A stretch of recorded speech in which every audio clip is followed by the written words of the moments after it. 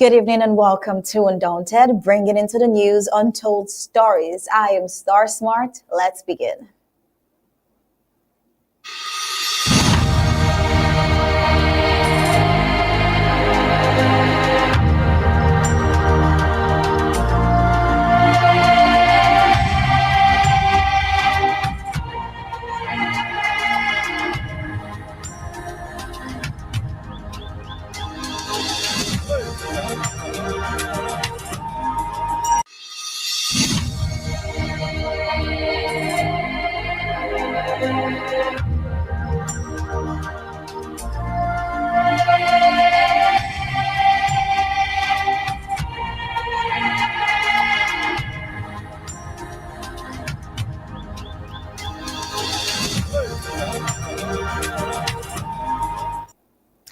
Saturday marked a significant moment in Ambazonia's ongoing struggle for liberation as the President of the Federal Republic of Ambazonia, President Mbeseha, delivered a deeply stirring address during the Transition Fund Drive. His words captured the essence of Ambazonia's journey, reflecting on the long and painful history of colonial domination, from British to German rule and the subsequent forced union with the Republic of Cameroon under French influence. Well, this pivotal address emphasized the legitimacy of the Ambazonian independence movement, calling for unity and unwavering resolve as the nation approaches a critical pre-transition phase in its fight for self-determination. The president's speech addressed challenges faced within the movement, calling out detractors and those he sees as undermining the cause, while reinforcing the need for solidarity and loyalty. He underscored the gravity of his commitment, sharing personal sacrifices and reaffirming his dedication to the people of Ambazonia.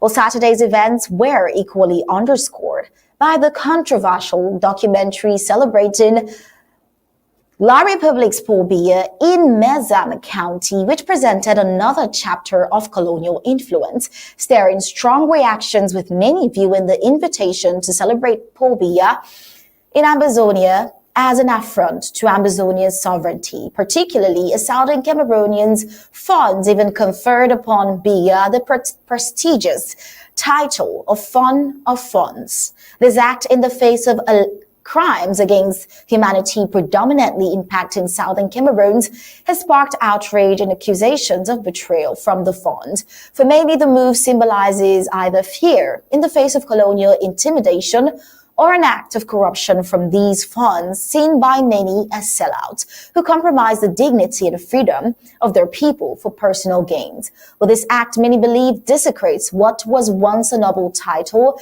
making a powerful statement about the lingering influence of colonial structures. While responding to these events, the Ambazonian National Security Council lockdown on Saturday powerfully reaffirmed Ambazonian resolve. It was a symbolic and strategic stand, asserting that Ambazonians will not bow to external pressures that threaten their dignity and hard-won sovereignty. With tensions high, the weekend's event underscores Ambazonia's unwavering commitment to its independence. With that, let's get on with the prime headlines. Stand with Ambazonia. Empower ABC Amba TV. We are calling on Ambazonians around the world to unite and uplift ABC Amba TV, Ambazonian Broadcasting Corporation. In this critical time of war, ensuring the station's survival is more important than ever. But what does ABC Amba TV truly represent for Ambazonia? At the heart of Ambazonia's war of independence, ABC Amba TV stands as a beacon. Years of recolonization, annexation, and French Cameroon's oppressive occupation of the Southern Cameroon's Ambazonia have led to our exclusion. Our identity was hidden, our history distorted, our sovereignty denied. Queen of England is aware that the British Southern Cameroons were never a colony under France. Since its inception in 2018, ABC Amba TV has been our lifeline. Months of diplomacy have failed to resolve the crisis as fear grows over an imminent Russian invasion of Ukraine. Our work in the dark is our chance to tell our stories to the world, to give voice to the voiceless, and broadcast the truth of our struggle. We are serious about executing this revolution. It has become a vital arm of our government in wartime, making diplomacy achievable and showcasing our untold stories. ABC Amba, you guys know how important ABC is for this, our quest for international recognition. Your donations can make a world of difference. Every bit of support helps keep our stories alive, our presence known, and our fight in the global conversation. The moment they notice that we are no longer on air, they think that, oh, maybe La Republic has succeeded. This is about Ambazonia. One thing we must always remember. Where would we be without ABC Amba TV? Let's ensure we never have to find out. A revolution is a temporary state of insanity to bring about sanity. Mobilize, donate, stand with Ambazonia, donate to ABC Amba TV. Together, let's write the next chapter of our history. It is better to light the candle than to curse the dark. Support ABC Amba TV campaign. Ambazonia Independence, voice for the voiceless. Mobilize for change.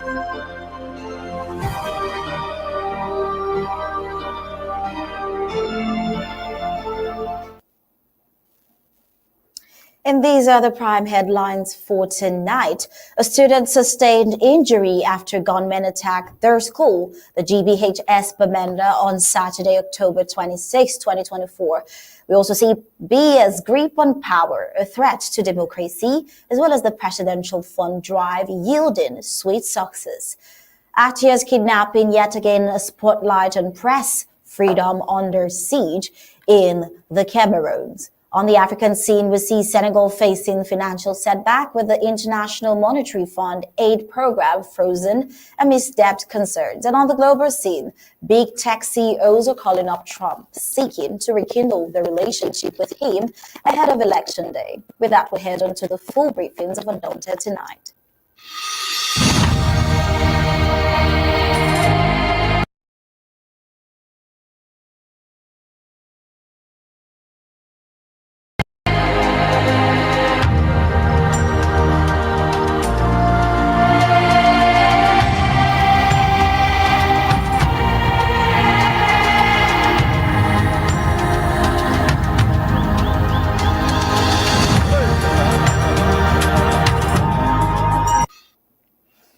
Oh, well, over the weekend during Ambazonia this week, with Top Party King, a pressing concern was raised regarding the Cameroonian government, LAR Public's inhumane treatment of citizens who dare to speak out against its injustices. Barrister Fru unequivocally emphasized that this cruel behavior extends beyond the southern Cameroons, targeting anyone who dares to speak truth to power.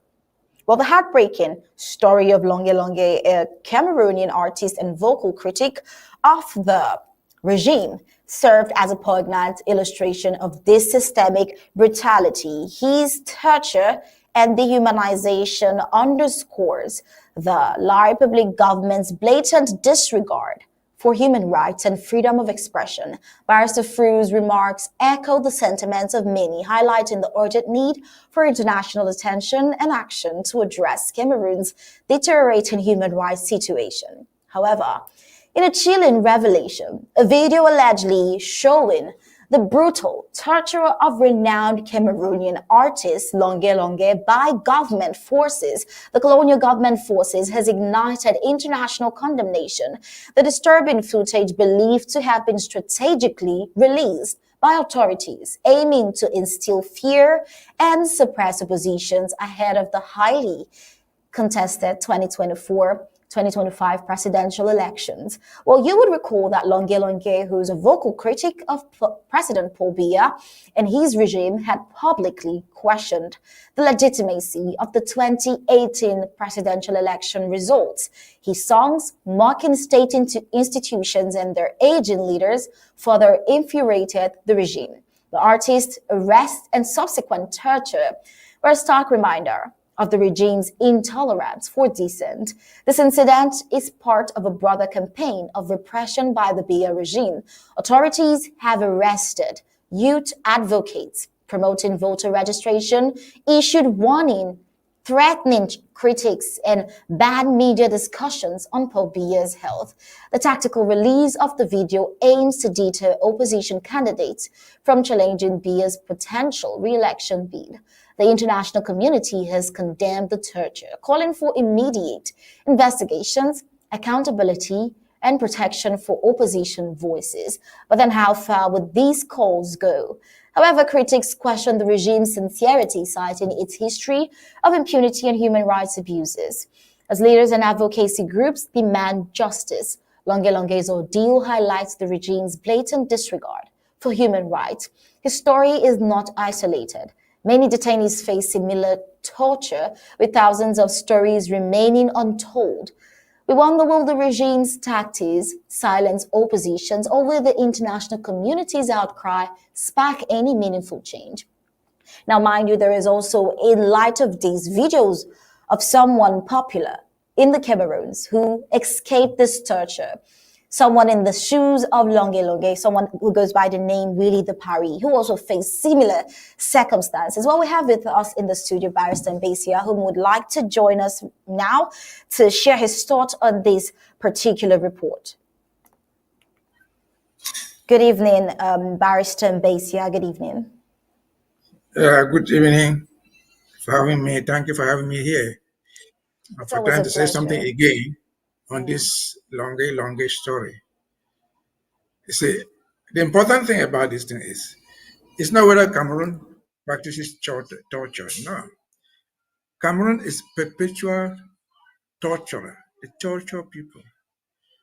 But we're talking about it now because it has come from a foreign media. Longe says that this thing came to him. The videos he had told his story. Nobody believed him anyway. But the videos came to him from somebody in the Americas. And then when they are put out there, they drew this attention. But remember also that before this week, the week before or 2 weeks before had been the death of Paul Biya, where the government was reacting. Reacting for what? Somebody in America had ventured to say he was dead. That raised concerns. I find them scrambling all left and right.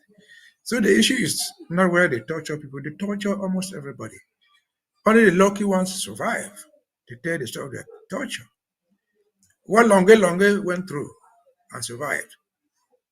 What that young man went through, the other guy, and escaped and survived, might not be even, it's the tip of the iceberg.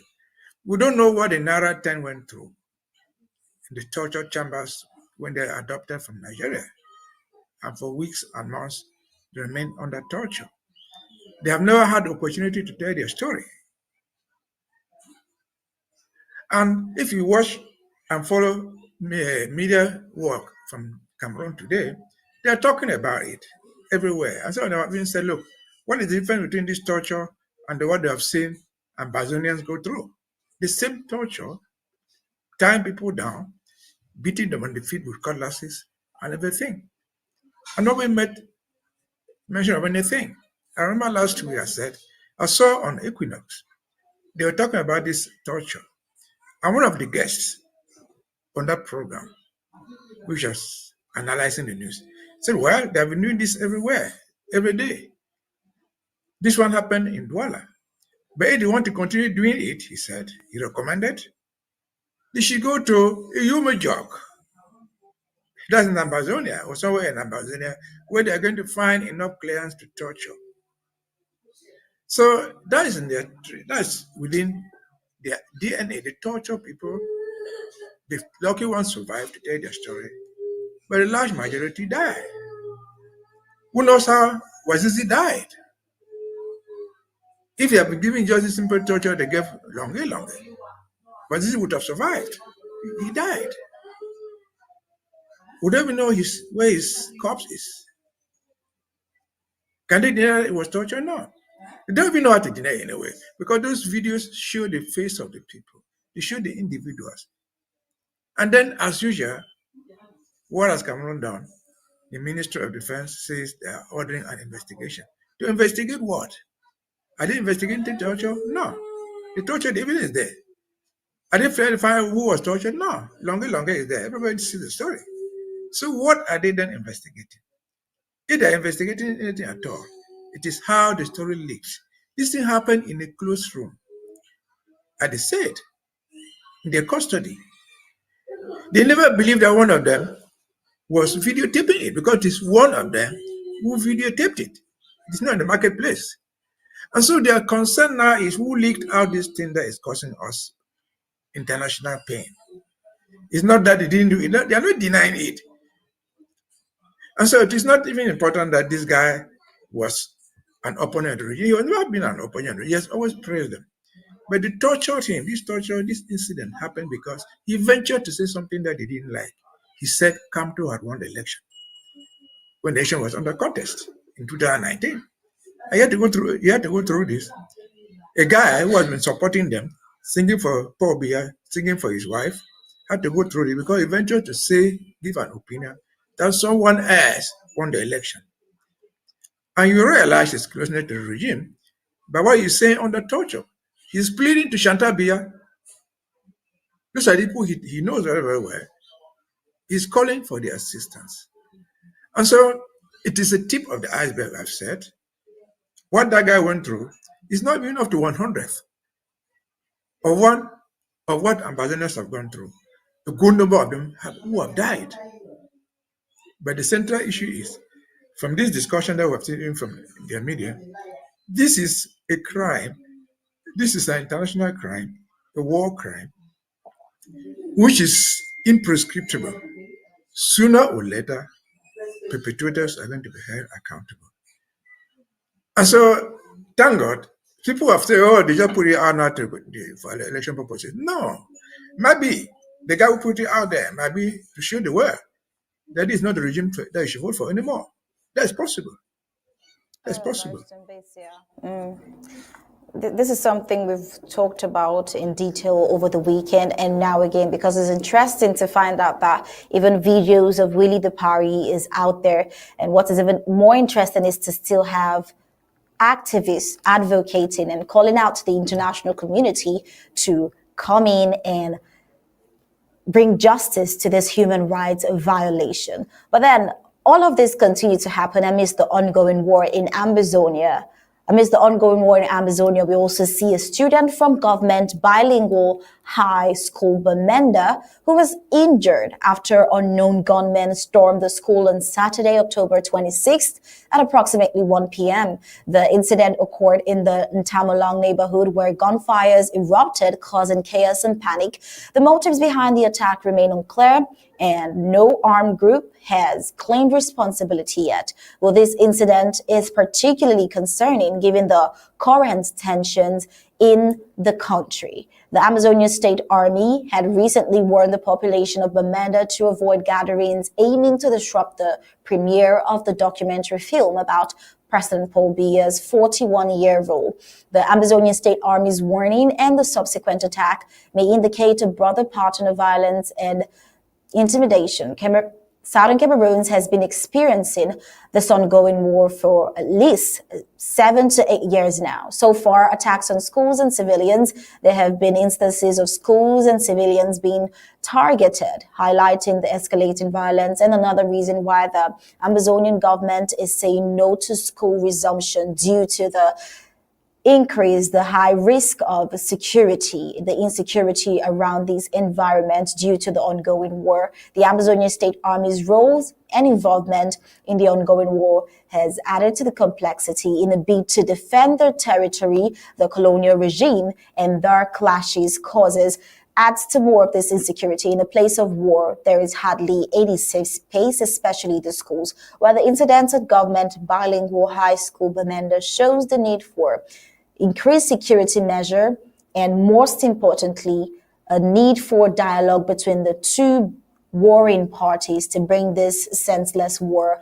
to an end. Well, Barrister Mbeseha, our concern here is the fact that over time we've seen people take advantage of the ongoing war in Ambazonia. This war started from, the history. Ambazonians have heard this time and time again. We know where this war came from a place of self-defense to reclaim Ambazonia's sovereignty, because Ambazonia, we know the entire history. And right now, it has blown into a full-fledged war, and nowhere seems to be safe, not even the schools. But yet you have this colonial students time and time again encouraging students to go to schools even when the atmosphere and the environment is not very safe. Yet again, we've seen another incident of these insecurities spreading to school quarters and missing a student by an inch, missing a student by the air, because this student was injured. But of course, luckily, this student was safe. The student did not die, but due to the insecurity, they're caught in this crossfire. I mean, to those colonial students who continue to say that it is safe, students should go out there to schools, and would not provide any means of safety for them. Barrister Basia, the last time we talked about these same colonial students giving bulletproofs to teachers and forgetting about the students in question, yet they still blow their trumpets out there to say it is safe for the students to go to school. If it's safe, why give teachers bulletproof?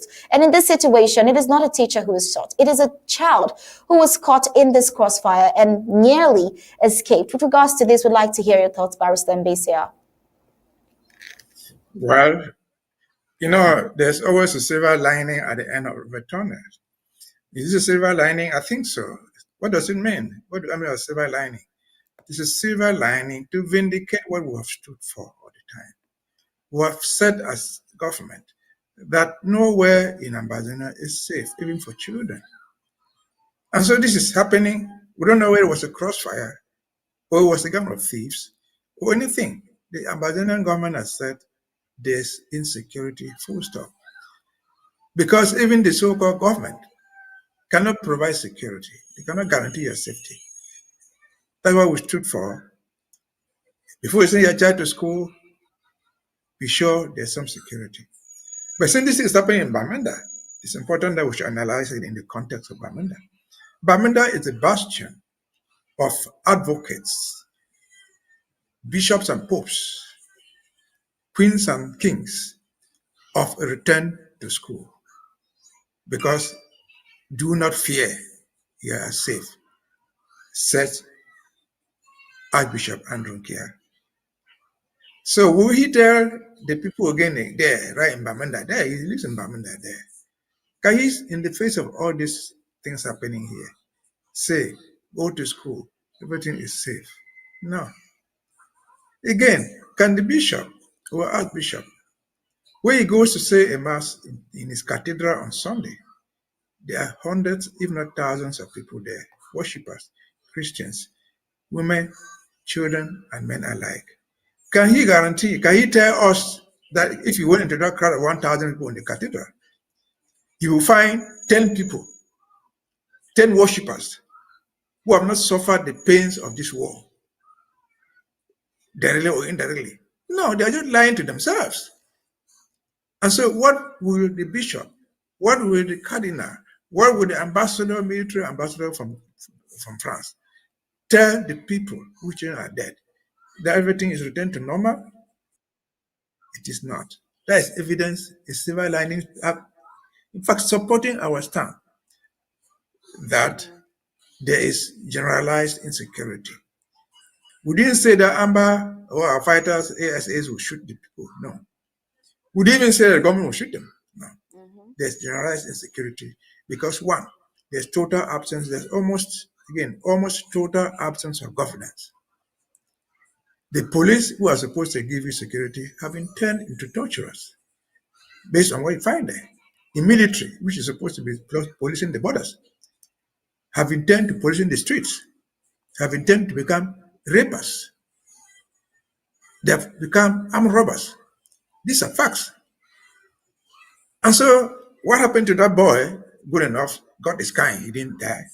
It could happen to any other child, not only in Bamenda, anywhere else, because I don't imagine any other town in Ambazonia, which is not full of the military. Schools have been transformed into military camps. Why? Because there's insecurity. And so that is a total vindication of our position. True. There's generalized insecurity. Children are not excluded. Adults are not excluded. Children are not excluded.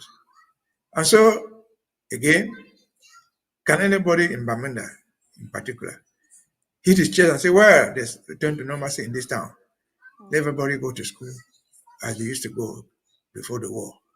Now, should that end? It must end. And will only end by sitting down to talk the causes of the war. True that, Barrister. It can take 10 years until you address the root causes and agree on a solution to the problem. The insecurity will continue. Over to you.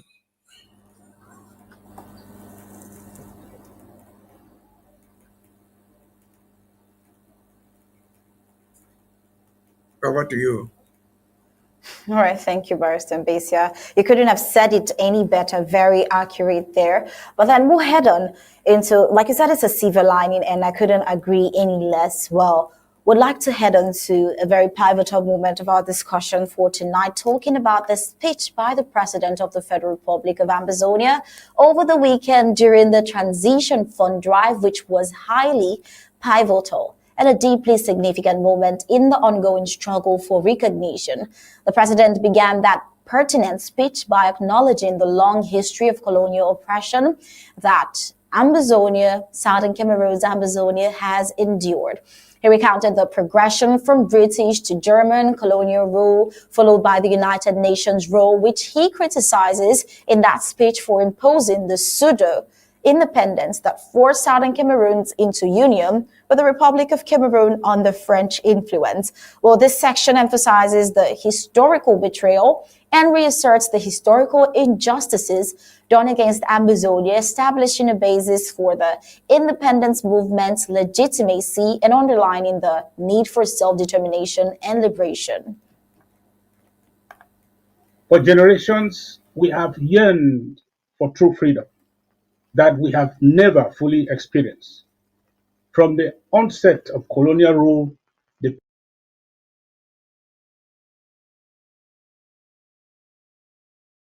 people of Southern Cameroon have been under perpetual subjugation. First, we were colonized by the British under the Victoria colony. Then, with little regard for our rights or aspirations, we were taken over by the Germans. And after Germany's defeat in World War I, the British once again assumed control over our destiny, continuing our subjugation under the United Nations trust system, an extension of colonialism, so to speak, under the guise of UN trusteeship. In what can only be described as a gross betrayal, the United Nations ignored its own resolution that set up the trusteeship system, which mandated the preparation of trust territories for independence or self-government.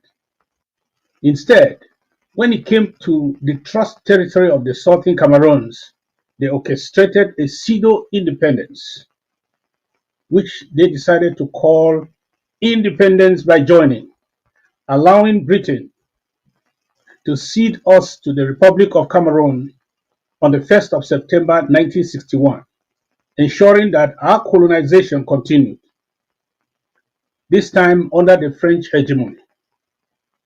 Britain claims to have ended her trusteeship over the Southern Cameroons on October 1st, 1961, but they left without the mandatory treaty of union that should have been signed between the two Cameroons. Well, the president also speaks to a unique juncture in history where Ambazonia has advanced its struggles from freedom beyond previous generations' efforts. He declares that the stage, the pre-transition, is critical, urging unity, strategic thinking, and commitment to avoid past pitfalls like division and disintegration. Well, this part of his speech underscores the movement's determination to progress towards a self-sustaining government by outlining a phased approach, pre-transition, transition, and post-transition. Well, the president's position, he positions the current phase as a decisive preparatory period essential for achieving long-term goals in the ongoing Ambazonian struggle for liberation. Let's hear him. But today, we stand at a unique juncture in our history. What a time to be alive. Our generation has pushed the cause of the Southern Cameroons further than any other before. And unlike our ancestors, we have advanced this struggle to a place where the dream of living as a free and independent people in our lifetime is within reach. We in this government have established our footprint on the sands of our history. Yes, we have learned many things along the way. We learn from mistakes and weaknesses and from the perils of the battlefields, from betrayers and saboteurs, and from the bravery and wisdom of our heroes. We took an oath on the blood of our people to avenge them by bequeathing a free and independent Ambazonia to our children. Today, we know that it is not brute force alone that will secure our final victory. It will require dedication to vision, leadership with foresight, a meticulous plan with an unbreakable focus. Victory in warfare is not given to the mighty. It is only earned by those who think strategically and stay one step ahead of their adversaries. Our adversary is constantly meeting and planning silently. So if we are waiting for their plans to materialize, that's not a winning strategy. As always, the president never ceases from talking about unity of purpose. And that aspect was seen when the president addressed various challenges within the movement, particularly focusing on detractors and internal dissent. He called out those whom he views as saboteurs and discourage actions that would weaken the cause, such as withholding financial or moral support. He emphasizes the importance of solidarity and urges supporters to avoid distractions from divisive actors by denouncing those whom he believes to be influenced by or in league with LAR Public. The president seeks to strengthen loyalty and dedication, appealing to unity as a bulwark against collapse, which you wouldn't agree any less to. Dear warriors, we have been in the trenches for so long that we may have forgotten why we are here. If we do not focus on the true adversary, the trench itself may become our common grave. There will be no Ambazonia for anyone. The strongest movement in the world can fail, not for lack of strength or will to fight. It can fail through disintegration. For example, each previous wave of our struggle, the waves of 1953, 1961, 1972, 1992, and the various governments that were set by Gojidinka, Professor Anyangwe, Dr. Akwanga, Foson, Justice Alubwede, rose and fought, that ended by disintegration, allowing the status quo to continue. When a movement fails by disintegration, the adversary wins by default. That is the prayer, if I may say, of La Republic today concerning us. They have hired a new crop of saboteurs to do all to end the struggle by disintegration, because they have come to the brutal realization that they cannot conquer us. Well, in a deeply personal appeal, we also heard the president discuss the personal sacrifices that he and his family have made for this cause.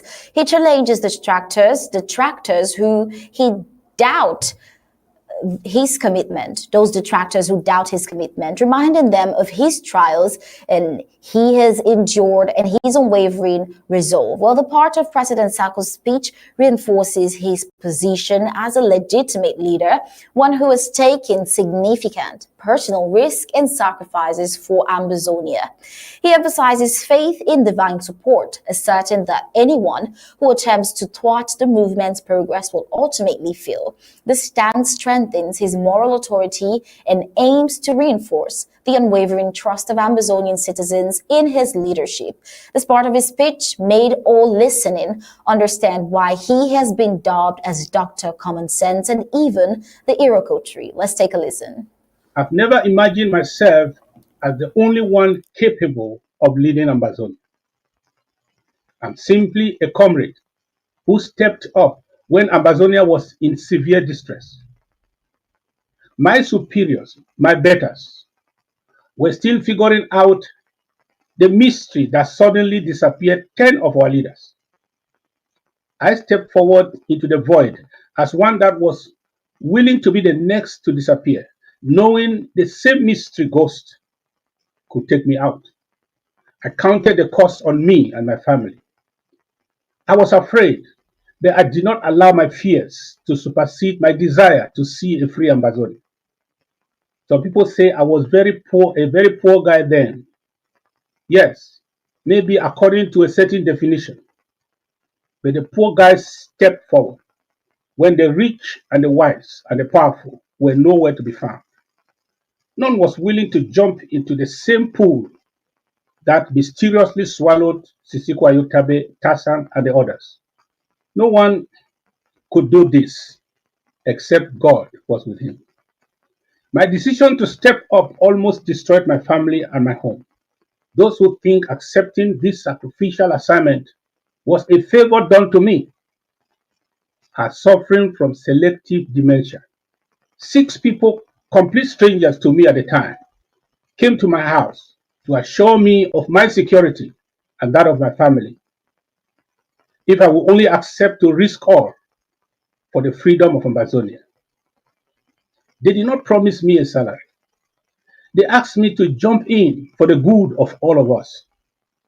Let me ask you, if Ambazonia had a presidential villa, and I'm not saying they had one or they have one, but if they had, and I was to live inside that villa to work for free, would you call that house a salary? For 6 years, I have worked full-time for Ambazonia, lost my freedom, watching my back daily for free. Who pays my home security? Who pays my children fees? Who pays my phone bills? Who pays my health insurance? Who puts food on my table? Who buys me the car I drive? Who fuels my car? Who pays my car insurance? Who takes care of my children? Who pays my electric and utility bills? Who pays my life insurance? Who buys my dresses? Who is saving money towards my retirement, as it is done for all workers in America for 6 years? I'm always sorry for those who run their mouths against me. If you have not realized it, let me remind everyone, if you come against me, you lose. If I come against you, you also lose, because the God I serve is always avenging the righteous. They cry out. I pity those who are being manipulated or paid by LAR Public agents to bring me down. The blood of our innocent children and the ghosts of our great patriarchs shall not stop crying at their doorsteps. They shall harvest pools of tears. It shall not be well with anyone who pretends to serve Ambazonia but is trying to destroy our struggle. Watch this saying, because it will surely come to pass, unless this is no longer a God-ordained struggle. Please, in the name of the living and the dead, stop fighting me when I am not fighting you. And I'm fighting LAR Public, because God will fight you. Stop hating me when I don't hate you, because God will hate you. Stop pulling down our institutions join us to pull down La République du Cameroon. I admire the courage of these infiltrators and spoilers of our struggle, but I admire more the intelligence and the resolve of you Ambazonians who are still here with me despite all they have thrown at me. Don't try to pull us down. Join us to pull down La République. Well, overall, the speech is both a call for unity and a powerful reminder of the sacrifices and dedication required to achieve independence. It intertwines historical context, current strategy, appeals for solidarity, and of course, personal testament, underscoring the president's vision for a liberated Ambazonia, something that we all want. Well, with that, we head over to Barrister Basia. It's been different segments of the president's speech, from his own testimony to those who doubt him from the start, of him giving honor to whom honor is due and talking about the historical fraud that was done to Ambazonia. A lot was said. Would like to hear you weigh in your thoughts on any particular segment you found very interesting to Ambazonia. Well, we'll say all of it, but you just tell us. Well, I don't know where to start because every phrase, every sentence, every word is absolutely important. But let me just leave the history because almost all of us know the history. We know what happened in 1959, what happened in 1961, what happened down the road. The history is documented, it is well known. I will fast forward to what he's saying, where we are today. The problem, which is now a war, actually started back in 1972, when the abolition of the so-called State of West Cameroon. And the president has narrated that stuff inside there. What has happened to us? He talked about different governments formed by different people and different actions they tried to take and failed. And then came to 2016, where we are. It took us half a century to get to where we are, for the flames to become a wildfire, for the symptoms to break out into war. And on that purpose, he says two things. Say, in a war, you need a leadership with a vision. And then he describes what a revolution is. He addresses something which I should emphasize. He says that we talk a lot about the Constitution. He defines the Constitution at this time as not the Constitution of a country. In summary, he says, what we call the Constitution are the guidelines for the struggle, the guideline to run the struggle, which guidelines may change from time to time. And he talks about the amendment of the Constitution, talks about Washington II, and insists that what came out of there were recommendations to be put into legal language. And so the idea of the president having breached a constitution left and right is not tenable during the revolution. Because revolution is a very unpredictable thing. It changes with the minutes and the seconds. So what you need to do as an Ambazonian is to see the leadership. Is there a vision? Is there a vision? He says yes, it is a vision. Because he says now we're writing the final chapter in this revolution. He narrates all his ordeals, what he has gone through with his own family, what some of us have gone through, and those who have died, those who are in custody. And so he says we are now in the final chapter. And what does he expect us to do? He says, don't fight me, because if you fight me, you lose. Don't defend me, because I'm not the problem. Fight the enemy, defend the enemy. Only one enemy in this revolution, that we put the Cameroon. I add, no one is an angel. We're not angels. He is not an angel. Neither are you or me. So you're going to get leaders who would be human beings, who will falter somewhere. But the important thing to look for is what is the vision. In a situation like this, when the president speaks, There are so many things there. But very often you go back home with what was said last. What did he say last in his address? I'll just address the last paragraph. And if you permit me, I'll read that last paragraph, which is the home taking of this thing. Before the last paragraph, he said this in the second to last paragraph. The opening statement in that second to last paragraph said, let's not give in to innuendos, comma, together we are writing the final chapter of our journey to freedom. That's the first sentence of the second to last paragraph. And after that, it comes to the last paragraph, which I read in full. Permit me. This is the last paragraph, which everybody should remember. It is in our own interest to forgive each other and focus. It is in our interest to give what we have. Think of those who died, hoping we will not fail.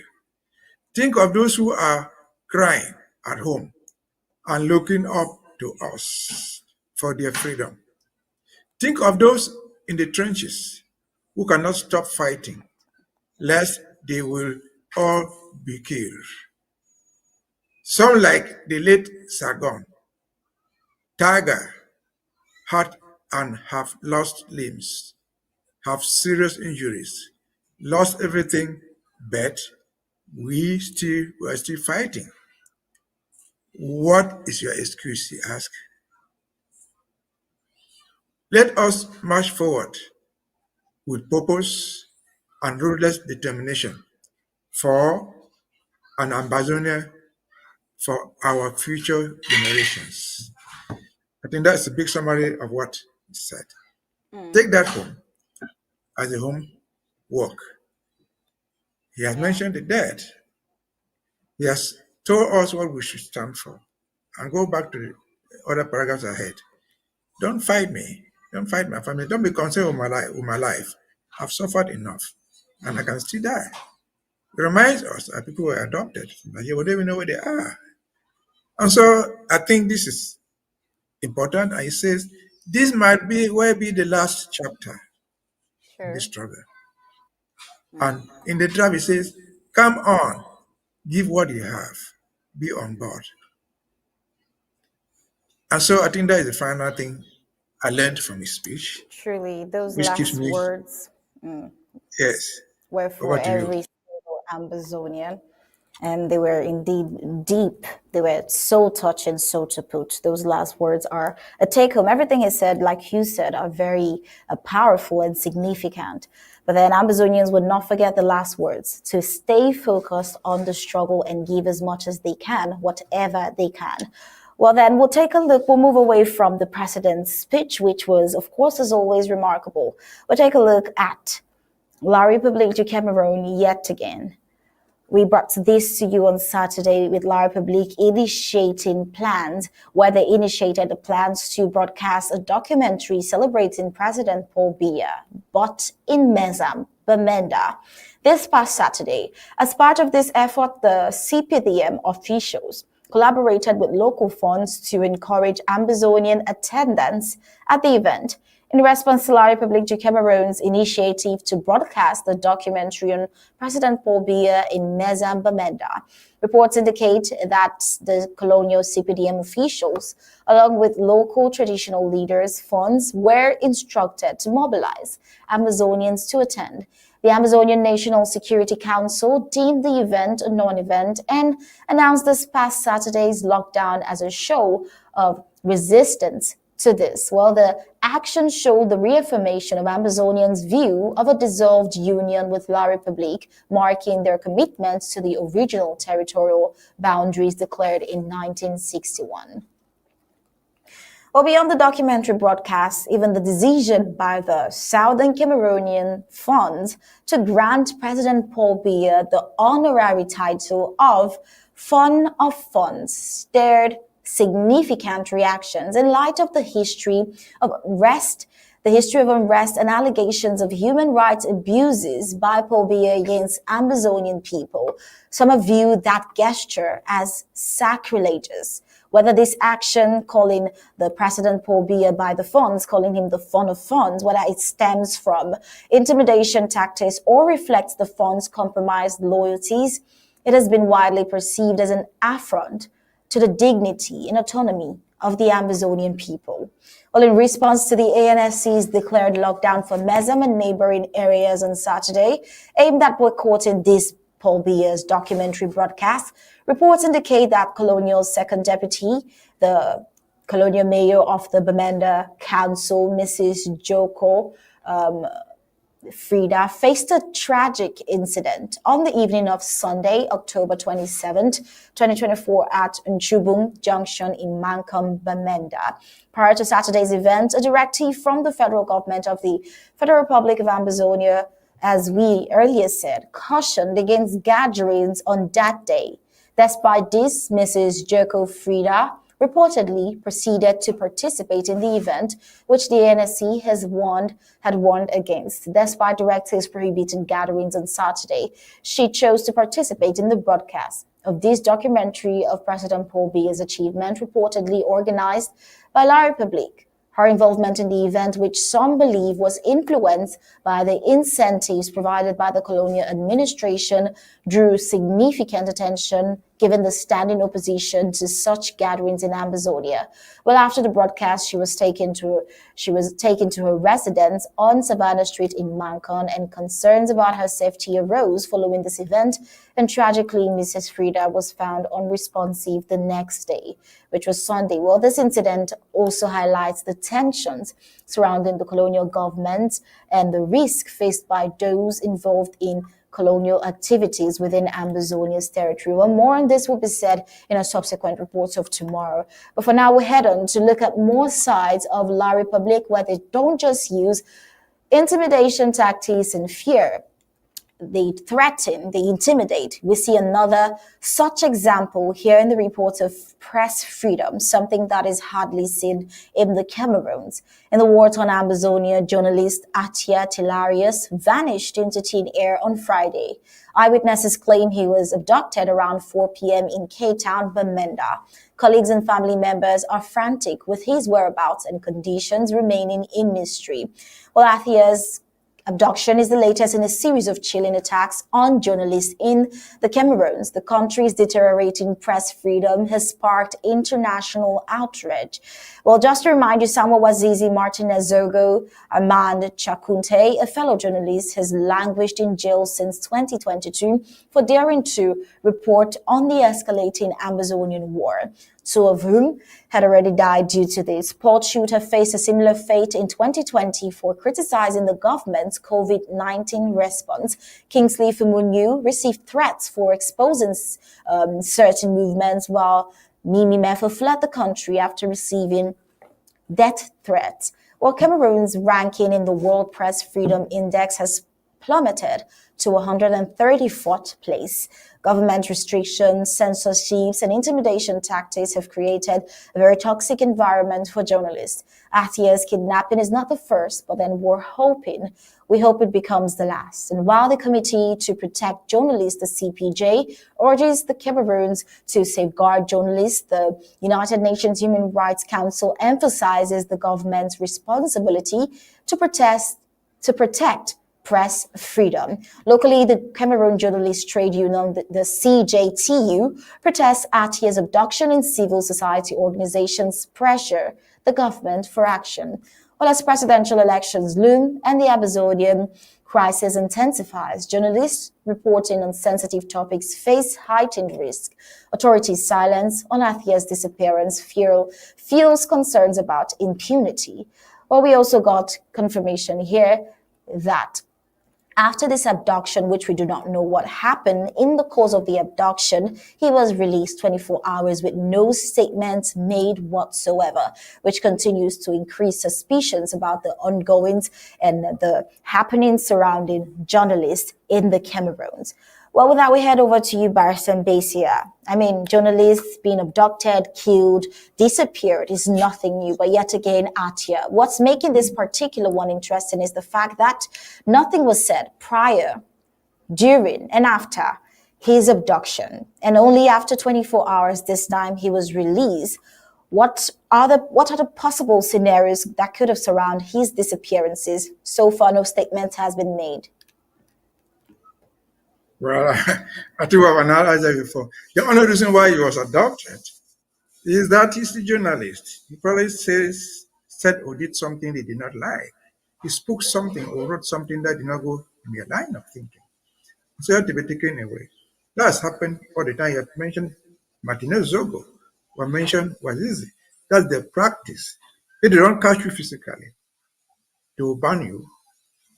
They ban the press. All press organs in Cameroon don't report those things unless you report it their own way.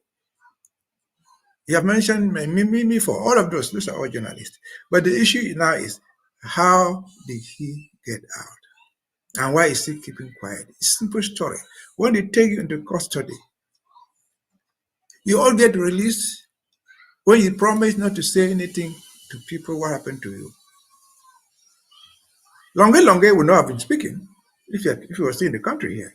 He fled. He's in France. So that guy, his only condition for being released is to keep quiet. Longue did not even tell his story. Somebody gave him the video. Though he told his story there somewhere, nobody believed him. So why are they doing this now?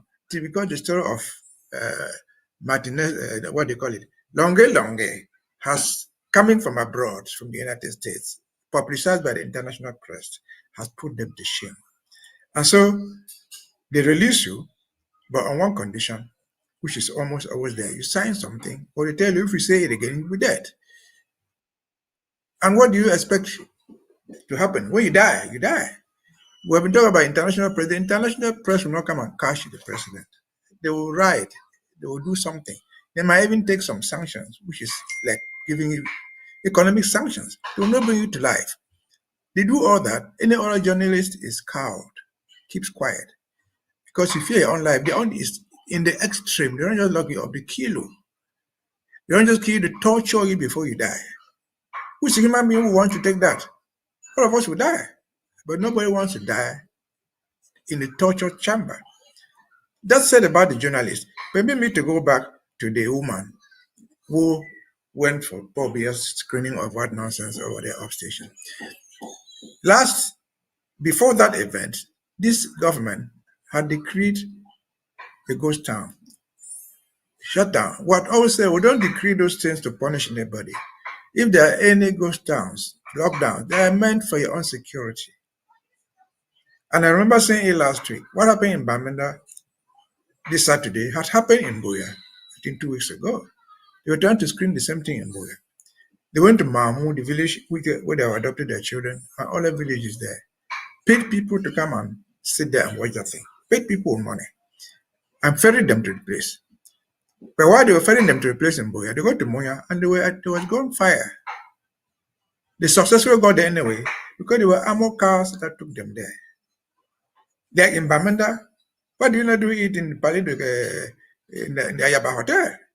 They did it in upstation where the security was maximum. But that poor woman and many others, as we told them, the government of Cameroon, their bees, they can only give you security where they sit themselves because they are protecting themselves, not you. Where were they when they adopted this woman and killed her?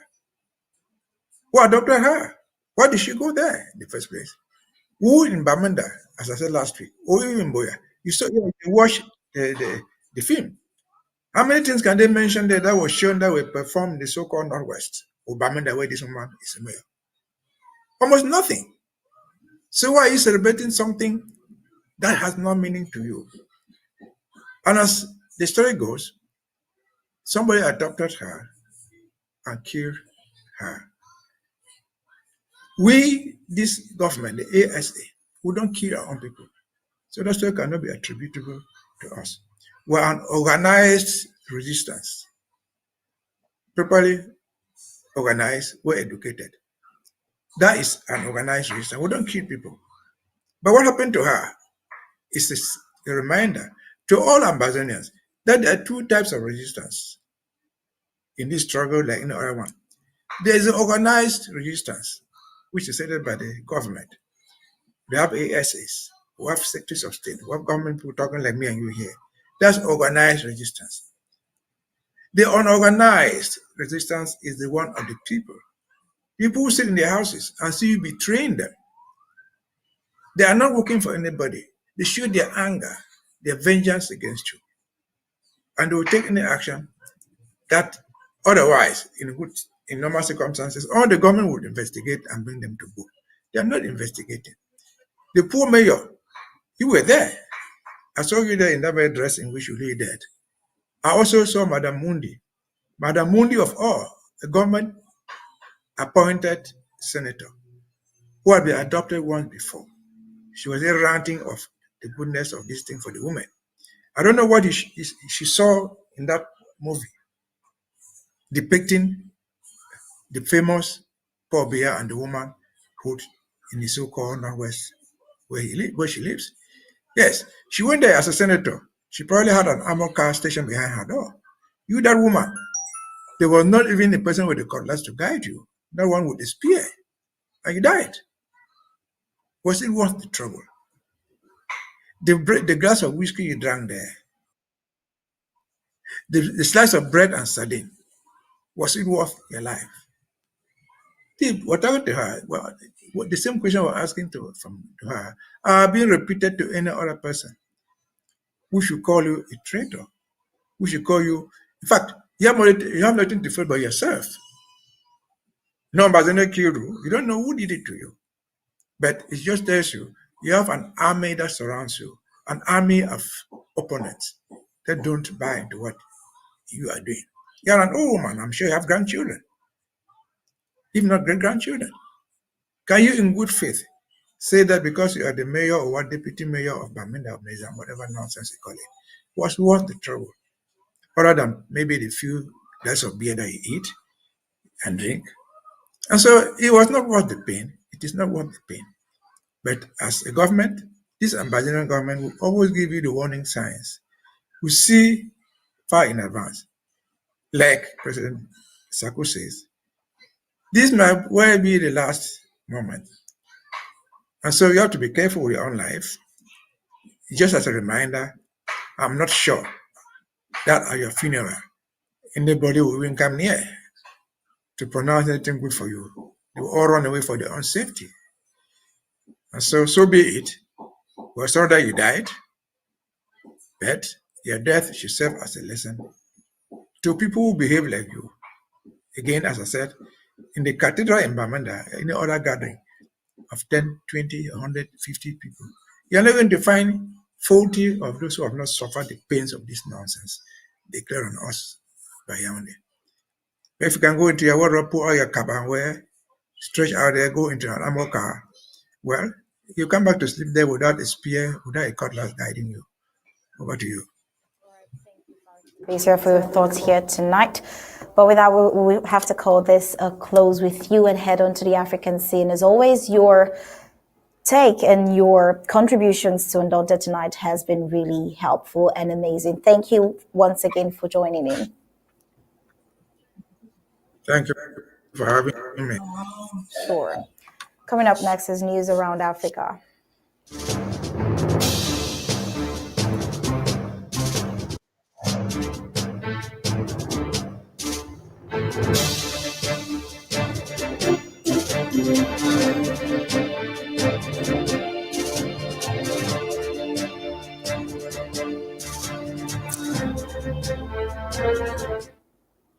Well, on the African scene, Senegal's $1.8 billion aid program with the International Monetary Fund has been frozen, requiring a comprehensive restructuring. Finance Minister Sheikh Diba revealed that a new agreement is targeted by early 2025, speaking at the International Monetary Fund's annual meetings in Washington. Diba acknowledged that Senegal's debt and budget deficit was higher than initially reported, prompting the International Monetary Fund to suspend the aid program pending further review. The suspension delays a $338 billion payment originally slated for this year. now postponed until 2025. Well, Senegal's budget deficit was reported to be over 10% of GDP, nearly double the previous figure of 5.5%, leading to a Modi downgrade of the country's credit rating and a brief sell-off of Senegalese Eurobond. The discrepancy was exposed by an audit initiated by President Basia Diomaye Faye, showing the debt to GDP ratio surpassing 80%, significantly higher than the previous disclosed 73%.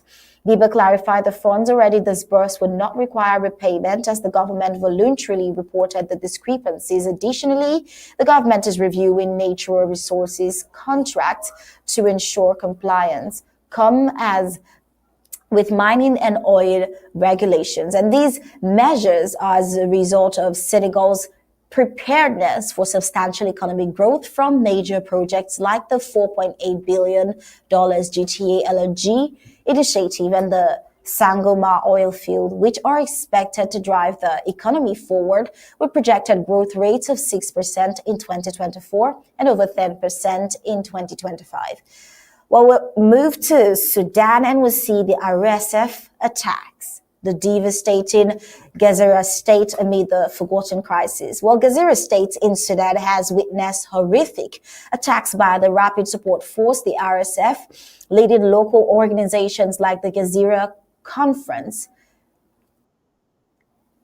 Well, RSF forces stormed Al Kamelin indiscriminately, firing from rooftops and killing at least 50 civilians while injuring hundreds. In Tambol, RSF fighters continued the violence, leaving dozens more dead and thousands displaced. Reports suggest the RSF's brutality stems from anger over the recent defection of Abu Akla Kikel, the former de facto ruler of Gezira, who joined Sudan's military earlier this month. Witnesses and Sudan's Doctors Union report extensive violence, including sexual assaults, attacks on healthcare facilities, and forced displacement, turning eastern Gezira into a brutal war zone. The United Nations has called for urgent international intervention, highlighting Sudan's overlooked humanitarian crisis. Ted Shaben, UNICEF's deputy head, emphasized that the 18-month war between the military and RSF has displaced over 14 million people, marking Sudan as the world's largest displacement crisis, with 8.5 million facing critical food shortages and nearly 775,000 at famine levels. Shaban stressed that this crisis, affecting Sudan's entire population, remains largely unnoticed. While still on the African scene, Mozambique on edge. Mozambique is grappling with unrest following a controversial election that declared ruling party candidate Daniel Chapo the winner. Supporters of opposition candidate Venancio Mondlane, backed by the Podemos party, immediately protested, blocking roads, burning tires, and clashing with police, who responded with tear gas. Mondlane, who secured just over 20% of the vote, claims widespread fraud and manipulation by the Election Commission and the ruling Frelimo party. The protests follow the murders of two opposition figures close to Mondlane, fueling tension across the country. Clashes between demonstrators and police have resulted in dozens of injuries and the detention of hundreds, with Mondlane supporters continuing to challenge the election outcome, demanding transparency and accountability from the authorities. Coming up next is news across the globe.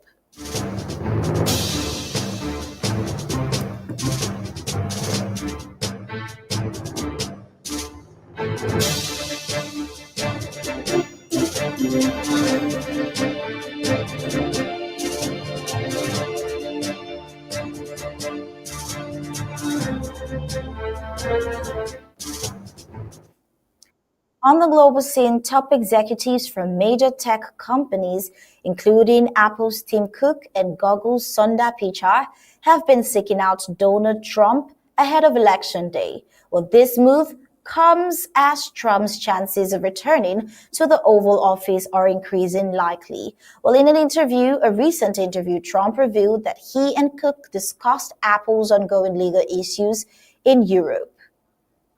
Well, additionally, Trump shared that Pichai called to praise his campaign stop at a Pennsylvania McDonald's where he was seen slinging French fries.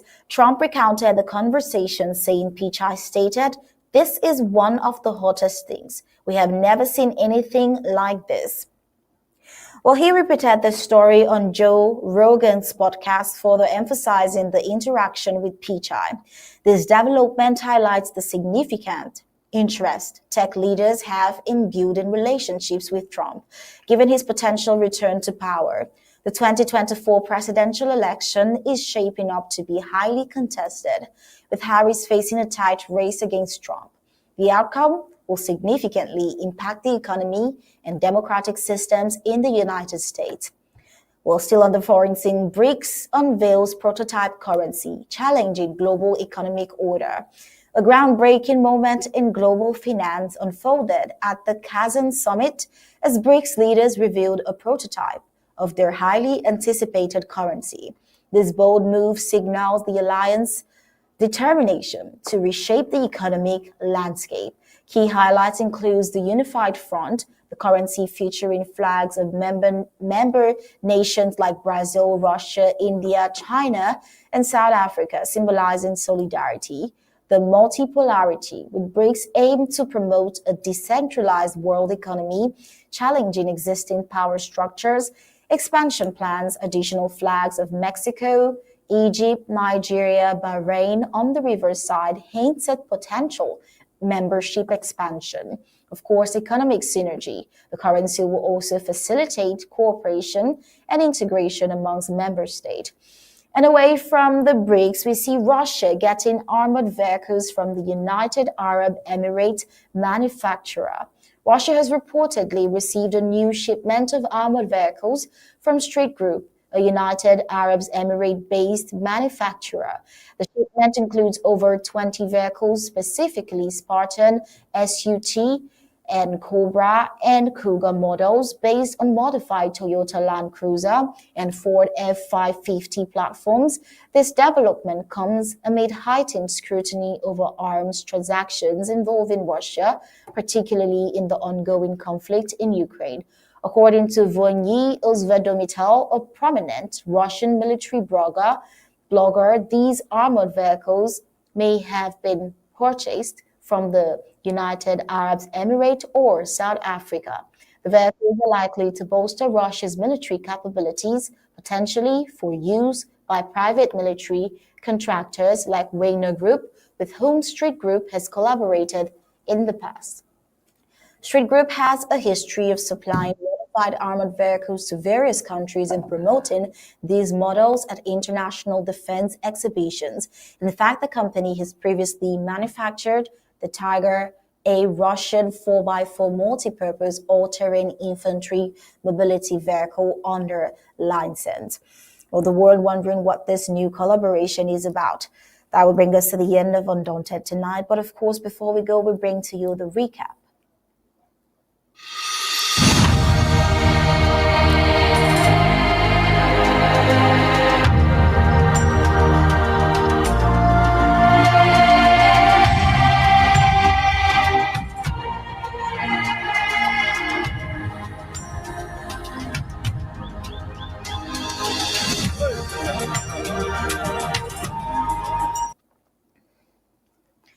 On Undaunted tonight, we brought to you a student who sustained injury after gunmen attacked the school, the GBHS Bamenda, on Saturday, October 26, 2024.